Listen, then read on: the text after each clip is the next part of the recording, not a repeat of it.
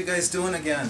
It's been a while since I made a video. I've been really busy and I had a lot of ups and downs, but I'm not going to get into that. I just want to do something a little fun and creative, which is what I hope these videos are for people. I know some of you have been watching, and I appreciate, you know, those thumbs up when I look on my videos part of the channel and everything. So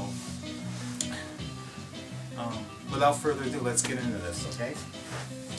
These are more random thrift store vinyl finds, and I came across a lot of like folk, English folk music, stuff like that.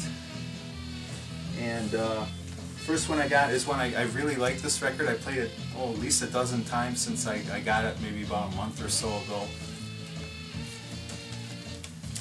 It's Fairport Convention, and I did a little bit of research. I bought this book a while back. It's like about folk music and performers and records. This is I believe an English group. They've been around for a long time. They have very good taste in songwriting and things like that. Very eclectic. And like I said, I really like this record. I'm kind of looking forward to finding more stuff by these guys. Although in the same time I found this record, I found some records by one of the members of this group. And her name is Sandy Denny. She sings in this group, Fairport Convention. And another one here. This was a little bit later. See that there? Some of the stuff there. By the way, when I buy these, I immediately put them in my little plastic sleeves. Try to take care of my stuff here. Now this person, I don't know, never heard of this person, but there must be some kind of like a folky woman performer. Lynn Gold. See that? I haven't listened to it yet. And another person I never heard of. I haven't played this one either. This is actually a quadraphonic disc by Bonnie Kolak, I believe it is. So I might get time to hear that someday. Now this one's pretty common, pretty well known. Everybody knows who this is. Linda Ronstadt is like mint condition. One of her earlier discs, I assume. This is a pretty famous record, I guess, or kind of a well-known movie soundtrack. Alice's Restaurant. And when I looked on the back of here, this was actually produced by Fred Hellerman. Now you're going to say, who is Fred Hellerman? Well, I'll show you. He was in that famous group in the 50s, that folk group that was accused of being communists and everything. It was the Weavers. And this is kind of like a reunion album that he also produced on his own record label or whatever. Here's an old record, folk record from a famous concert, I guess you call it, from the Newport Folk Festival. This is on 1959. So this is before, say, Bob Dylan and, you know, some of those other famous performers. Now here's kind of a novelty record by early days of a famous kind of record company, Elektra Records. If you know the history of Elektra Records, Jack Holtzman, he started this company and he needed to put stuff on records, so he came up with all kinds of weird ideas and things like comedy records and things like that. He did have friends like Theodore Bickel, if you know who he was. He's a famous ethnic folk singer, Jewish guy. But this is kind of like an early novelty record they put out of the blue. Kind of like comedy music for if you were in like the service in the Air Force or the Army or whatever. Here's a everybody knows who this is. Kim Carnes. You know, she had that big hit in the 80s. Betty Davis eyes, but she actually goes much farther back. She goes back to the 60s in the folk scene, actually. Now here's someone I didn't really know anything about, but I did some reading, and I found some records by her. Carolyn Hester. She kind of came along at the same time as Joan Baez and like people like that. She was kind of a folky folk singer. Another one here. Oh, she's kind of a babe actually. One more here.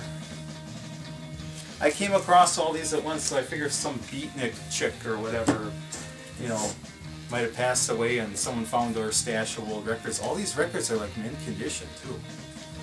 This one, another one, Judy Henske, High Flying Bird. I haven't listened to that. I don't know if she was like kind of comedy or what.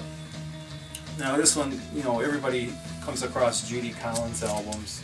This is one of her early records. And you come across these a lot, like Melanie. She was that kind of a pop folk sound. And this, like, here's one. This is Laura Nyro. She was kind of she was more known as a songwriter than a performer.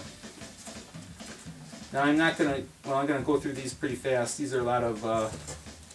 Like I said, I came across a lot of these kinds, like all these Joan Baez records. Baptism. Number 5. I don't know if you can see that too well. So a soundtrack from, I know, some movie she made maybe later. Now I got some kind of, all kinds of weird offbeat stuff here. Like I said, I have pretty broad taste in music.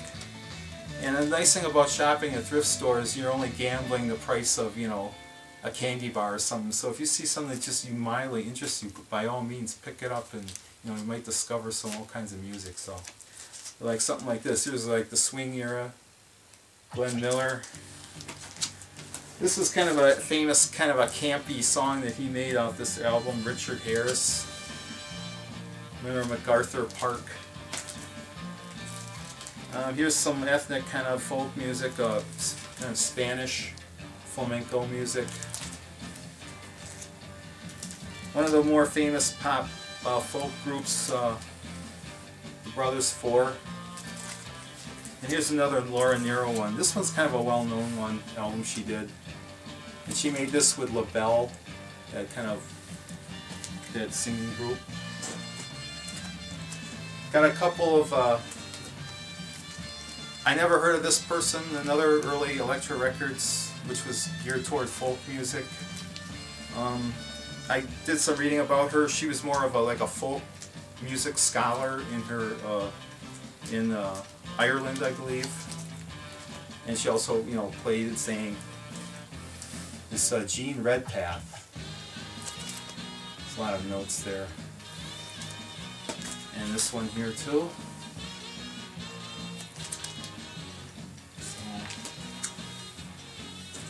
Now just bear with me, I got a few classical records because I do like some of the more, I'm not a snob about classical music, but some of the more famous pieces and composers I do like to always find. If I can find a clean copy of something, I go for it. This is Gershwin. Apparently this is recordings that where he actually played his own well-known compositions. And some of these are these great performances series, like Beethoven's Ninth, and Strauss. This is the famous piece of music from the movie we used in 2001: A Space Odyssey. And there's another little famous piece, Skater's Waltz. And I always look for stuff from this company, Deutsche Grammophon. German company, obviously. They always, you know, their recordings are always characteristically, technically excellent, I guess. There's another one, Night on Blow Mountain, and Ride of the Valkyries, and a famous American composer, Aaron Copland. This was actually a digital recording. They were recording digitally before the era of the CD. And I came across, now I kind of a fan of early Neil Diamond, and I have his earlier discs when he was on the Bang Records label. But I came across this. This is like virtually mint condition. This is a re-release of some of his early hits. You can see that there. But you might know that some of Neil Diamond's early stuff, he made like alternate versions, and so there's like different there's like a couple different versions of like Solitary Man and things like that. Another guy here, he was kind of a folk pop guy, Glenn Yarborough. And this is kind of an offbeat record, kind of a mood music record. I guess it's kind of like Hawaiian or Polynesian kind of like flavored music. So I pick up, you know, some of these records I got for as little as $3 for $1. So I hope you appreciate that. And you're wondering, why am I still playing kind of surf music? It's because we've had an unseasonably cold spring, or what spring. I can't wait for the weather to warm up enough. Maybe this will warm it up sooner, I don't know. But I hope you like this video, and I appreciate what comments or whatever views I get. So thanks again. Bye for now.